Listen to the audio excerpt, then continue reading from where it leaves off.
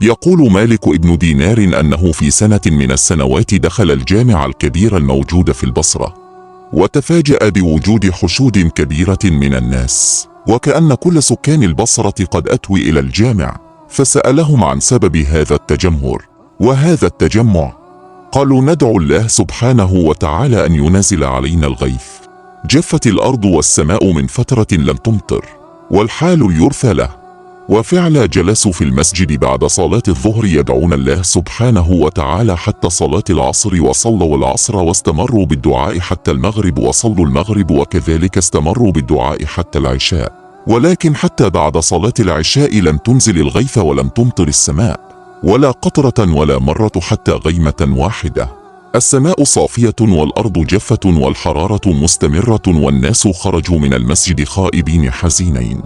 يقول مالك ابن دينار: في ذلك الوقت لم يكن لدي صديق أجلس وأبيت عنده في البصرة، عزمت أن أبيت في المسجد تلك الليلة.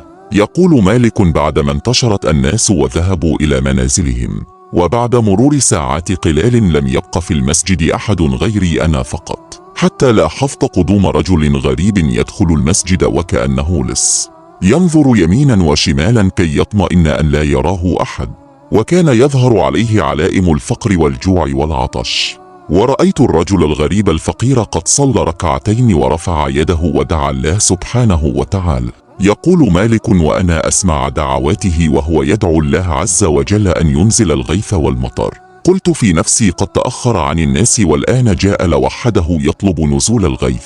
ويا سبحان الله، لم تمر على دعواته دقائق إلا وأنزل الله سبحانه وتعالى الغيث على البصرة. يقول مالك بن دينار: تفاجأت من هذا الموقف. هل يعقل كل تلك الحشود والأمة دعت الله سبحانه وتعالى ولم يستجب دعوتهم، وهذا الرجل الغريب الذي يدخل المسجد في خفاء الليل ويدعو الله ويستجيب سبحانه وفي غضون دقائق؟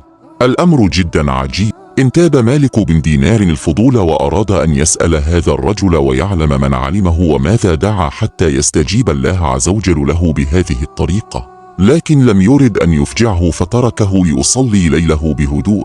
بعدما انتهى من صلاته مشى مالك بن دينار خلفه حتى علم المكان الذي دخل فيه الرجل الغريب. يقول مالك: عرفت البيت الذي دخل فيه، قلت غدا إن شاء الله وأنا عنده، ورجعت المسجد ونمت حتى الصباح. بعد صلاة الفجر ذهبت إلى البيت ذاته وطرقت الباب فخرج رجل مختلف، هذا ليس الشخص ذاته. قلت: من أنت؟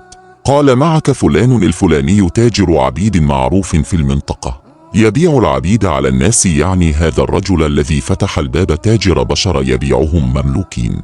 يقول: قلت في نفسي: حمد لله، إنها فرصتي حتى اشتري هذا الرجل الغريب حتى أعتقه لوجه الله، حتى أطلبه من أن يدعو لي تقديرا لما فعلته له. فقلت له: أرني ما عندك. وعرض الرجل على مالك بن دينار العبيد يتفقد الوجوه، ولكن يلا خيبة، الرجل الغريب الذي تبعه ليلة أمس ليس بينهم. أعدت النظر عدة مرات لكن وجوه مختلفة. أين ذهب ذلك الرجل الغريب؟ يقول مالك: شعرت بالإحباط وقررت المغادرة. يقول: أنا خارج من البيت أبصرت كوخا صغيرا، فقلت: أيسكن هنا أحد؟ قال تاجر العبيد: نعم، لكن أكمل طريقك، لأن العبد المملوك الذي يسكن هذا الكوخ لا ينئس بك، ولهذا لم أعرضه عليك. قال مالك: أعرضه علي. قال التاجر: لا ينئس بك، لكن مالك أصر عليه. فلما رأى العبد وجده ذلك الرجل الغريب الفقير ذاته الذي أتى في جوف الليل للدعاء واستجاب الله له في دقائق معدودة، فرح مالك وقال: هذا العبد الذي أريده. استغرب بائع العبيد. ماذا؟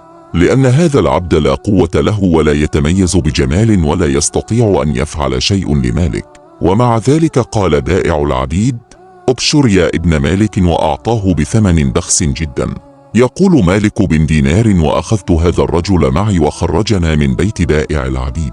أنا أخطي الخطى معه في الطريق، فجأة تكلم وقال: يا أخي، أنت لما اشتريتني أنا ليس عندي أي مواصفات تخدمك، لا وجه لا قوة لا صنعة.